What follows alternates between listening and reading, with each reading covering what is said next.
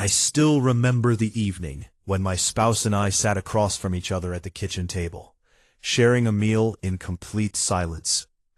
The food had gone cold, the television hummed softly in the next room, and our child was already asleep upstairs. If someone had looked through the window, they probably would have thought everything was fine. We had steady jobs, a comfortable home, and years of memories together. Yet I couldn't shake the strange feeling that we had become efficient business partners instead of the two people who once stayed awake until sunrise, talking about dreams we barely understood ourselves. When we first met, everything seemed effortless. We laughed at the same jokes, texted each other throughout the day, and found excuses to spend every free hour together. I believed we understood each other perfectly, though now I realize we mostly understood the versions of ourselves we wanted to present. We were both eager to be appreciated, eager to be chosen, and eager to believe that finding the right person would quietly solve worries we had carried for years. During those early days, small inconveniences barely mattered. If dinner plans changed or one of us forgot something important, we brushed it aside because being together felt more important than being right. Marriage slowly replaced that carefree rhythm with responsibilities neither of us fully anticipated. Bills arrived every month without fail. Laundry multiplied faster than we could fold it. Family obligations appeared on weekends that used to belong only to us. Then came children, school schedules, grocery lists, repairs around the house, and endless conversations about practical decisions that somehow always seemed urgent. We adapted because there was no alternative. Over time, we developed routines so predictable that weekdays blended together. I woke up early, rushed through breakfast, worked until evening, came home tired, and repeated the process the next day. My spouse followed a similarly exhausting schedule. We rarely argued in those years because there was little energy left for conflict, but we also stopped noticing each other in meaningful ways. One afternoon, I realized I could describe my coworker's coffee order more accurately than my spouse's current hopes or fears. That realization unsettled me more than any fight could have. Around our 7th anniversary, little frustrations started appearing where affection used to live. The habits I once found charming suddenly irritated me. A forgotten light left on in the hallway became evidence that I carried more responsibility. A delayed reply to a message felt like indifference instead of distraction.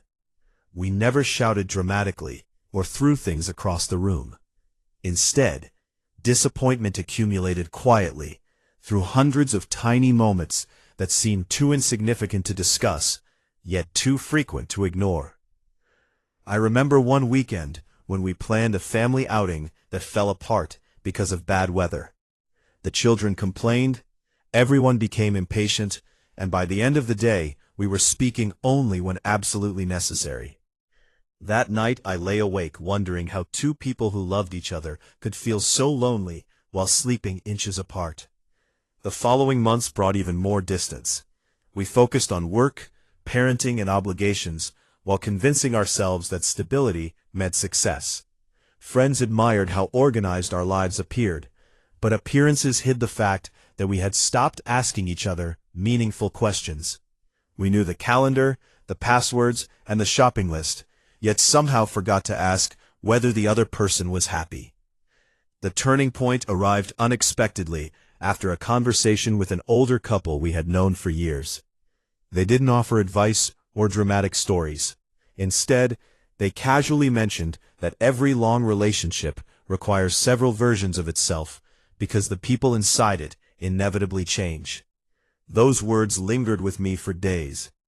I realized I had expected my spouse to remain emotionally frozen in time, while I myself had changed careers, priorities, interests, and ambitions. I had also assumed that because we had built a life together, maintaining that life required no deliberate effort beyond paying bills and solving problems. Curious and a little desperate, I suggested that we start taking short evening walks after dinner once or twice a week. At first, the conversations felt awkward. We discussed errands because that was what we knew how to do. Then one evening, almost by accident, I asked what had been causing the most stress lately. The answer surprised me, because it had nothing to do with finances or parenting. My spouse admitted feeling invisible, as though every role except being a partner had taken priority. Hearing those words hurt, because I recognized the same feeling in myself. Neither of us had intended to neglect the relationship. We had simply become so efficient at surviving daily life that we forgot to nurture the reason we had chosen that life together in the first place. Progress was uneven. Some weeks we canceled our walks because someone got sick or work became overwhelming. We slipped back into old habits more than once. There were evenings when discussions about chores escalated into arguments over entirely unrelated disappointments that had been quietly accumulating for years. Yet, unlike before, we stopped pretending those emotions did not exist. We apologized more often, even when pride resisted. We divided responsibilities differently when old arrangements no longer made sense. We rediscovered hobbies we could share, instead of assuming every free minute belonged to obligations. The biggest surprise was that none of these changes felt dramatic from the outside. There was no grand romantic gesture, no expensive vacation that solved everything overnight, and no magical conversation that erased years of frustration. Instead, healing looked ordinary. It looked like making tea for each other before either person asked. It looked like putting phones away during dinner. It looked like laughing over burned pancakes on a rushed morning, instead of blaming someone for forgetting the timer. It looked like choosing curiosity over assumptions after a difficult day. Months later, while organizing old photographs, I found one taken shortly after our wedding. We looked impossibly young, smiling with the certainty that love alone would carry us through every challenge ahead. I smiled at the picture, but no longer envied those two people. They possessed excitement, but lacked experience. They had promises, but not yet proof. The version of us sitting at the kitchen table years later, willing to admit disappointment, adapt to change, and keep learning who the other person had become, seemed far stronger than the newlyweds frozen in that photograph. Looking back now, I understand that our relationship did not nearly fall apart because time passed. It struggled because we believed stability meant we could stop paying attention, while our individual needs quietly evolved beneath the surface. The season that once frightened me ended up revealing something unexpected. The hardest years were not signs that we had chosen the wrong person, but invitations to become different partners than we had been before.